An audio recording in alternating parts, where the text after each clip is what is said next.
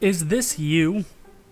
No, I'm not me, and you're not me either. Whoa, what the fuck? Hi, I'm Ryan, and I own more than this shirt. It's coincidence, don't worry about it. I do videos and editing for 2 different YouTube channels. Throw a sampler of what I've edited on the screen. Underneath the Glenn isn't real, he's just a figment of your imagination. Cropped out and put in front of like a mobile RTS with the caption, "Our base is under attack, tap here to begin." But it's just more fun to yeet some kids across the street. What about that guy? What's his name? Is his name Jim? Know your enemy. His name is Wario. Thank you. But I figured I'd do a video about how I make the videos. So come along and we'll experience the journey of making video happen. So the first thing I do, and this is probably the first thing anyone doing these types of videos should do, is you do some planning. You think, what would make a good video? That sounds really, really obvious saying it out loud. Once I know what type of video I want to make, I then will do a little bit of preliminary research. I'll play around with the idea I have, I'll play the game I want to review for maybe an hour or two off camera. These are not recorded.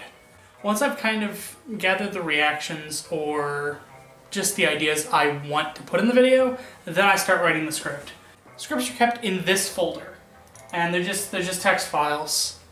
They're just words. When I write scripts, I typically write them how I would say them, and I have the benefit of, being able to, well, this sounds weird, let's change that, etc. So it's not just I'm going flying off the handle like I am now. Here it would make sense now to then record the gameplay, record the commentary, but I usually will sit on it. Usually this script will go about a day before I record it with this microphone, and that's because I want to, go over it with a fresh head in the next day, and if there's any typos I spotted that would really throw me off when I'm recording, I can get rid of those. I can rewrite some things. But in the spare time, I might actually, go play the game. To do that, I will use OBS, which is completely free. Download OBS. In OBS, I always record the window or the game or whatever at 60 frames per second. Most of the games I play are locked at 60, some can run above that, but YouTube supports up to 60 frames a second. Most videos on the platform are at 30, but for the last few years they've allowed you to upload videos at 60 frames per second, and I can record at 60 frames per second.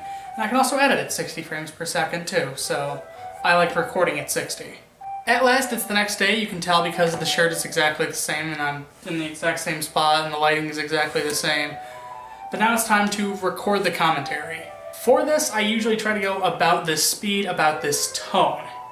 I might enunciate a little better, I might go a little deeper, but typically I'm staying around this tone and just saying what's on the script.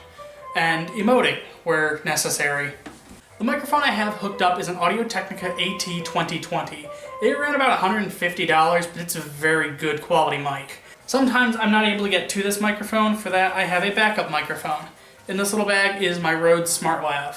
This is a lavalier microphone. The audio quality is a little muffled, but with some audio mixing, you can make it sound kind of like this. And it's just really easy to stick this in the bag and go. Here's where I would record any of the live action bits. Typically, I use one of 2 cameras. I'll either use the Sony Handycam here, which outputs at MTS, which is a file type that Vegas will take. I don't know what makes it different from MP4, but it will take it, no problem. Or I will use my Logitech webcam, which is sitting here. This just records directly onto the computer in MP4, so that's cool. I have the phone, but the phone records .mov files. Adobe Premiere will take MOV, Vegas won't. So I don't use this all that much. So I've adjusted the camera to get a little closer to the screen. This is Sony Vegas. Ignore all of this. We'll talk about this one. This is a video I just got done making. This was an hour-and-a-half documentary history retrospective review thing of Payday 2. And this was a very long script, and this was a very long video with tons of tiny little cuts. There's literal thousands of cuts in this and hundreds of clips. This took like 20 hours to edit.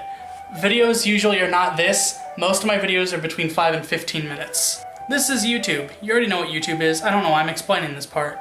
But this is where I upload all my videos. Once I have the rendered MP4, I then double check through to make sure it rendered correctly. Sometimes things get weird or it renders only a little bit. But then I take that video, upload it to here, make a thumbnail in usually GIMP, which is a free alternative to Photoshop. You'll notice I use a lot of free programs. It's because I don't have money. But that's kind of how I make videos, and it's for an audience of usually 6,700 at the moment. This was not what I expected to be doing a year and a half ago, but here I am. And that's kind of how I make videos. Thank you for holding the class, but also just like, if you watched this and it wasn't for the class, thank you. Sincerely thank you. It was fun making this video, it's fun making videos, period. And getting to make a whole bunch of different little short films for the whole quarter, that was neat. Who wants some links? I mean, they're all gonna be in the description because you can't put them on screen anymore because again, they got rid of annotations. I don't know why they did that. That was a mistake. It's funny, they keep sending me surveys about how is YouTube doing, and consistently I'm always like, not that good. You keep removing features I really like. And then they remove a new feature 6 weeks after the poll ends.